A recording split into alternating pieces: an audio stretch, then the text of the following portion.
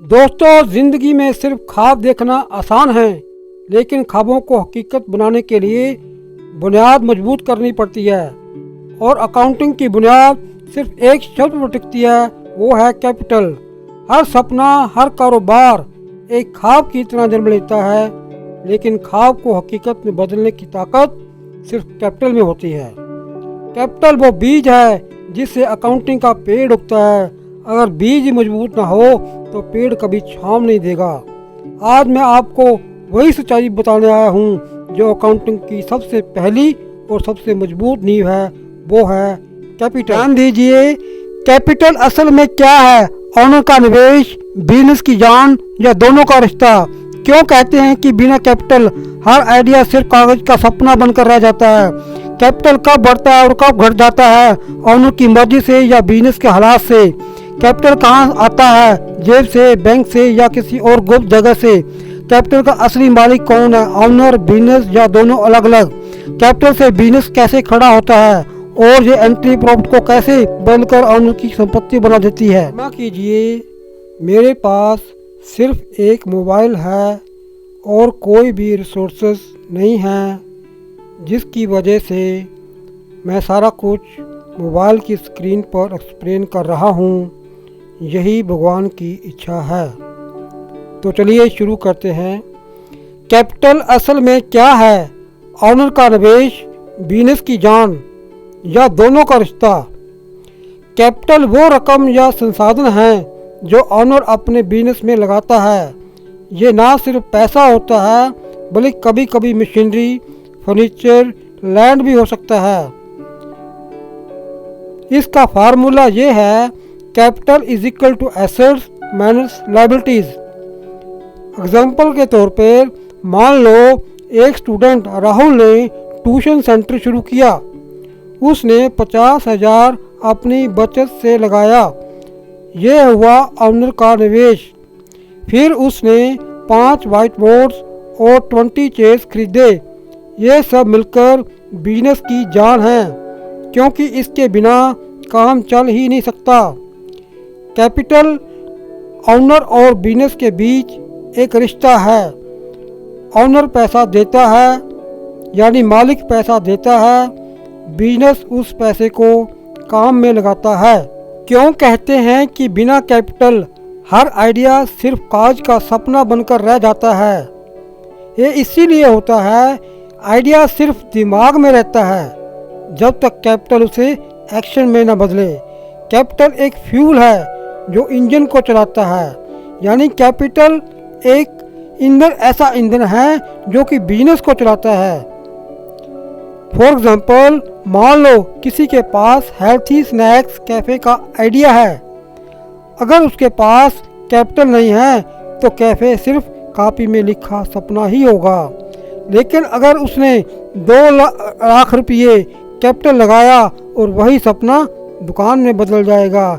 इसीलिए कहते हैं, dreams are free but business needs capital. Capital कब बढ़ता है और कब घट जाता है? ऑनर की मर्जी से या बिजनेस के हालात से? कैपिटल कब बढ़ता है और कब घटता है, तो चलिए जानते हैं ये कैसे होता है। असल में कैपिटल बदलता रहता है। यह सिर्फ ऑनर की मर्जी से नहीं, बल्कि बिजनेस के परफॉर्मेंस से भी होता है। कैपिटल बढ़ता है जब नंबर 1 ऑनर और पैसा लगाता है, ऑनर ज़्यादा पैसा लगाता है।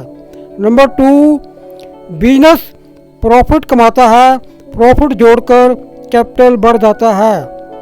कैपिटल घटता है, कब घटता है? नंबर 1 ऑनर पैसा निकाल लेता है, जिसको ड्राइंग्स कहते हैं। नंबर 2 बिजनेस में लॉस होता है, तब जाके कैपिटल घटता है। अब इसको एक उदाहरण से समझते हैं। रवि ने 1 लाख रुपए से बिजनेस शुरू किया। साल के अंत में उसे 20,000 रुपये का प्रॉफिट हुआ, तो अब कैपिटल होगी 1,20,000 रुपये। लेकिन अगर उसने 10,000 रुपये अपने घर खर्च के लिए निकाल लिए, जिसको ड्राइंग्स कहते हैं, तो कैपिटल हमारी रह जाएगी 1,10,000 रुपये। मतलब कैपिटल ऑनर के व्यवहार प्लस बिजनेस के रिजल्ट दोनों से बदलता है। कैपिटल कहाँ से आता है? जेब से, बैंक से या किसी और गुप्त जगह से? कैपिटल कहाँ से आता है, आइए समझते हैं। कैपिटल की असली जड़ ऑनर की जेब है, लेकिन ऑनर पैसा कहाँ से लाएगा? नंबर 1 अपनी सेविंग से यानी अपनी बचत से। नंबर 2 किसी प्रॉपर्टी को बेचकर या किसी एसेट को बेचकर। नंबर 3 फैमिली या फ्रेंड से उधार लेकर। नंबर 4 लोन से भी लाए, लेकिन लोन कैपिटल नहीं, लायबिलिटी है।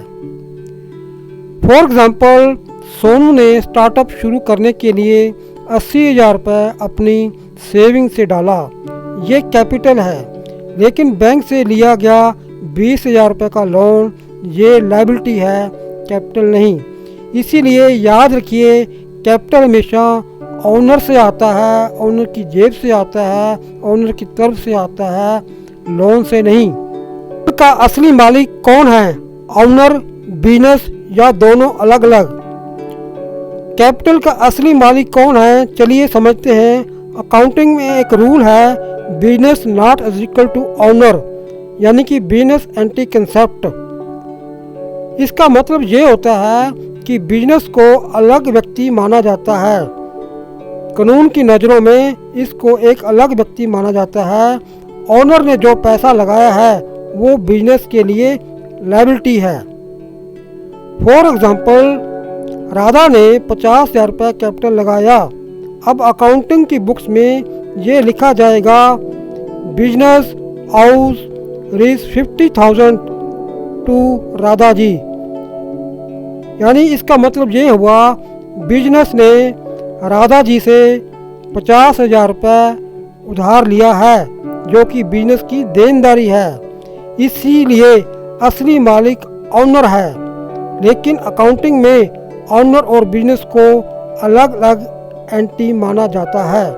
बिजनेस कैसे खड़ा होता है और ये एंट्री प्रॉफिट को कैसे बदलकर ऑनर की संपत्ति बना देती है।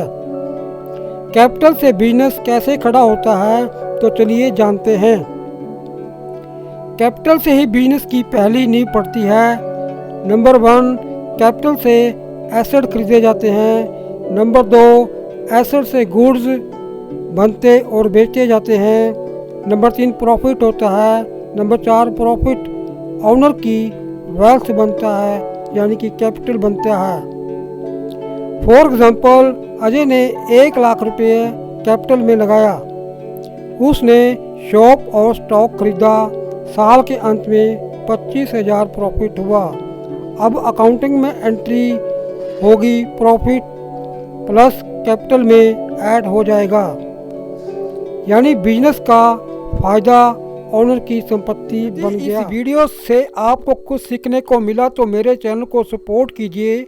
मैं गुरबख्श लाल और मैं आपके हर सपने के साथ खड़ा हूँ। चाहे आपका सपना सीए करना, एमबीए करना, एमकॉम करना या कॉमर्स में टॉप करके अपने परिवार का नाम रोशन करना, मैं आपके सपनों को सपोर्ट करता हूँ, क्योंकि आपका सपना ही मेरी शिक्षा का मिशन है। Thanks for watching.